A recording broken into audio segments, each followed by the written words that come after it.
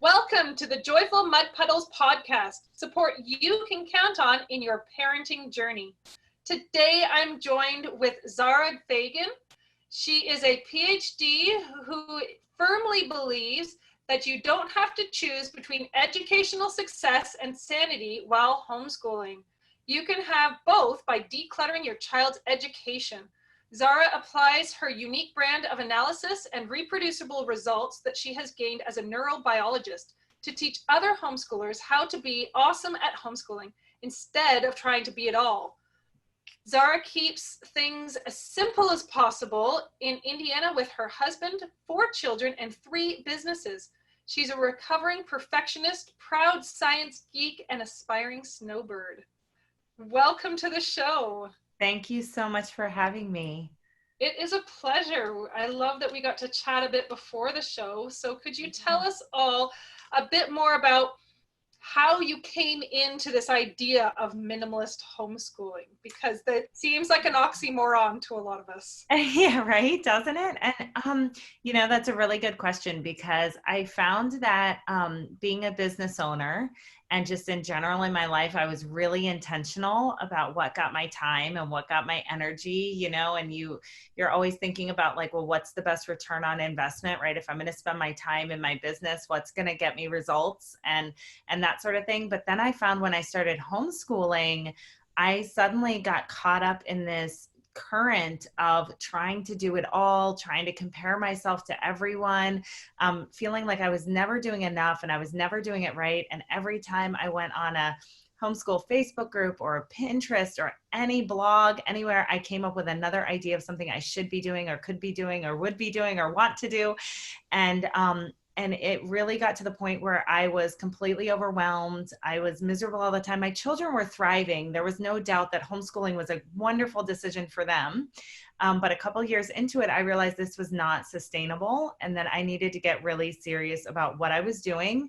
And that's when I started realizing that I needed to apply sort of the same philosophies that I applied in the rest of my life to homeschooling. And I found then that was true for a lot of homeschoolers, that they may be minimalist in most of their life, right? Like they're not really consumers. They don't care necessarily what kind of car they drive or what their neighbor has or anything like that. But then you start homeschooling and then suddenly everybody cares, right? And it was this crazy revelation to be like, wait, I'm homeschooling because I obviously don't care too much about what everybody else thinks I should be doing.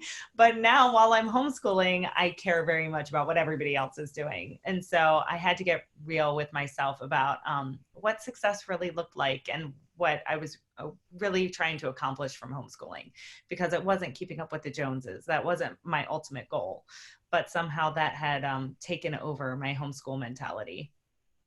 I love that you are so real and honest with, like, I can totally relate, because as soon as you mention, what you're doing, and then everybody chimes in, and then you start saying, oh, well, maybe I should be doing that, and I should be doing this too. Yes, yes. And it seems like there are so many, taboos and recommendations. And, we get a lot of that as parents, I think, in general, whether to breastfeed or formula feed or this or that. And then it's taken to like the 10th degree then when you're homeschooling. Like everybody has an opinion about every single decision you could possibly make, right?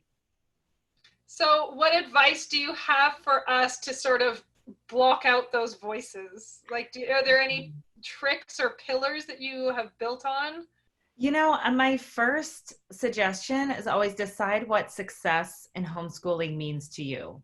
Because if we get too caught up in sort of chasing that carrot on the stick of doing enough, then it's a moving target, because unless you know what enough is, right? Unless you have concrete goals, like this is exactly what is not even enough, but what's plenty in my homeschool, like get really clear about what your definition of success is for your children, right? And that's really important because everybody's children are so different. And part of the reason we're homeschooling is so that we can give them an individualized education, right? So then to go back on that and be like, but wait, I want to compare them to all the other kids that are being homeschooled, it doesn't work, right? And so it's hard to reconcile that. And so I always say to like sort of put on the blinders about what everybody else is doing. And the best way to do that, first of all, is to get really clear what your definition of success is for your children. That's really good point, because everybody has, then that incorporates any philosophy as Right. well. So then what you're saying is you can be minimalist homeschooler, but you can pick what philosophy because you're tailoring it to your unique family. Absolutely. Absolutely. Yeah. I don't believe in prescribing a curriculum or saying, it's only reading, writing, or math, because that may not be what's most valuable to you. That'd be like me going into a minimalist home and telling them, well, you actually don't need that. But, maybe to them they do. Maybe they do bake bread every week and I don't, right? So I couldn't go into somebody else's home and tell them what they actually need. And I don't think that as homeschoolers and, trying to support one another, that any of us should be telling other people what they do or don't need in their homeschool, because as parents, we know our children the best and we have certain goals for them. Yeah. That is really helpful for like just in any area of life, right? Just to pick what, your priorities are, and Yeah. then go with that. How would you handle multiple kids in a family though? Because then that just adds more Right. stuff, more juggling.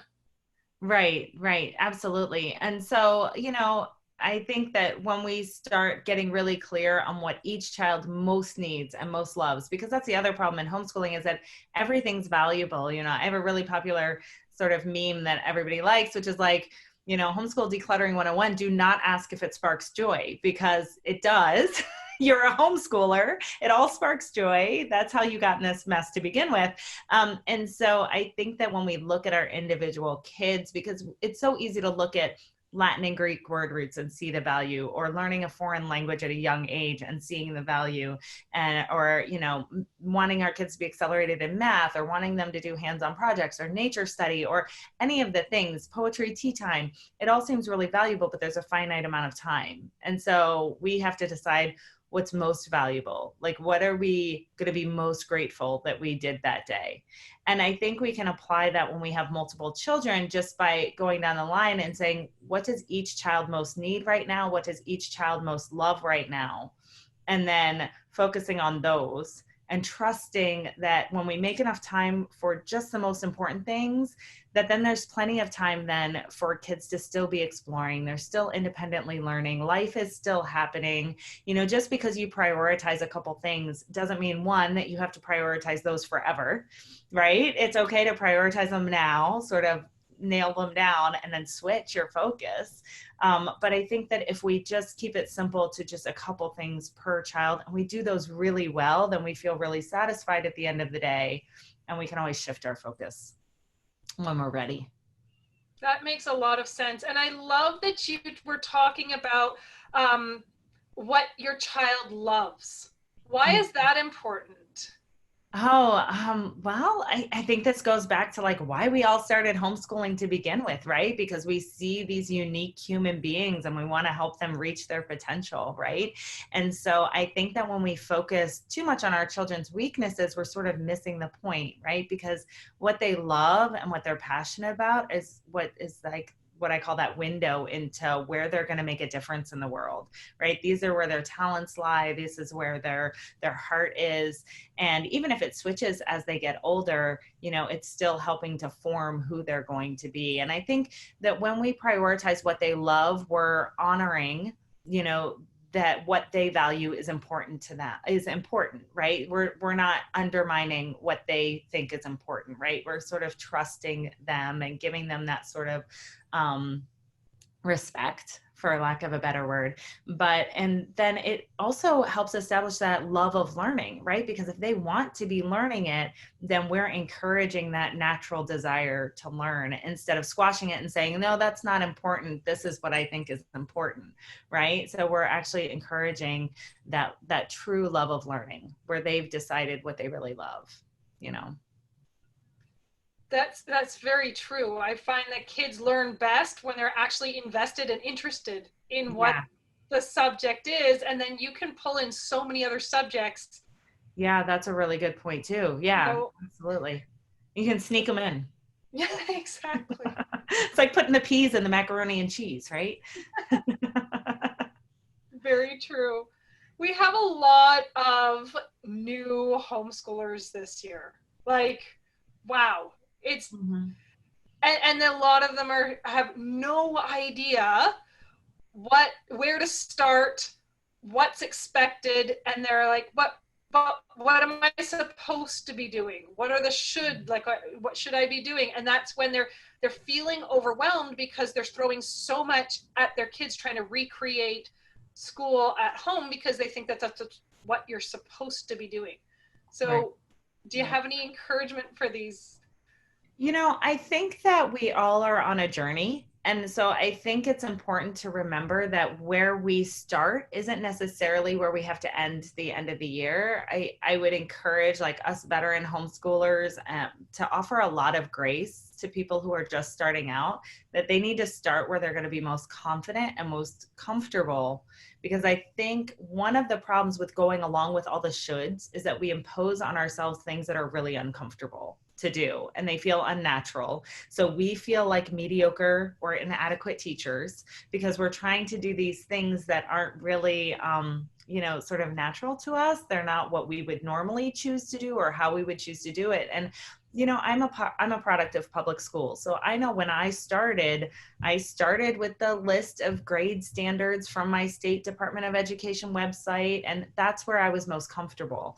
And then I was able to grow and evolve as a teacher as I realized, some of this really is kind of meaningless to my children and it's not a good use of our time. And other things I'd like to spend more time on and I'd like to emphasize it, or I'd like to teach it a different way because it's not getting through to them. And I think it's important for us to let new homeschoolers know that there is going to be this transitional period. And it may be the entire first year when you're trying to just sort of get where you're where you're trying to go, but it's okay to start wherever you're most comfortable, because being a confident and calm teacher goes a really long way, right? And the goal is learning. That's the other thing I always tell people. The goal is learning. If your children are learning, you're doing it right, So That is really, really good advice, both for veteran homeschoolers to remind them to give grace to these newcomers, because they have to just start where they're at. And any starting point is a great starting point. Absolutely. And you grow when you learn, and reminding families that it's okay to change along the way. Yeah. Is another. Yeah. And even the veteran homeschoolers, if you're listening to this and you're like, it's not working for me, like, it's okay to change it, right? So the goal is learning, and yeah, there are a lot of different ways to learn. So definitely. I know I'm one for switching it up, and yeah. But I don't think it's harmed my kids at all. I think that they've picked up, that we can adapt and we can change, and you have to go with the season and everything. Right. I like to say when you're homeschooling, it doesn't really matter so much like what you're learning or how you're learning or when you're learning, like what time of day you're learning, just whether the kids are learning, right? So it's a completely different mindset. And I think that that's, true for anybody who's homeschooling. If they want to switch to minimalist homeschooling, it's a different mindset, right? That we get rid of sort of all of these artificial restrictions about how it's supposed to look and get back to the actual goal, which is, I want them to know a certain body of facts, or I want them to be exposed to this concept, or, I want them to have a great worldview or self-discipline or take responsibility. And those sorts of things are very different from saying, I want to make sure math gets done from 10:15 to 10:45, right? So, and I think that that's true for people who are just starting homeschooling. It's hard to shift that mindset away from what many of us were raised with, which is the goal is to, sort of line up, sit still, get it done, and get it done on time, right? So now the focus is a lot more on the process and the outcome. How do you find, I'm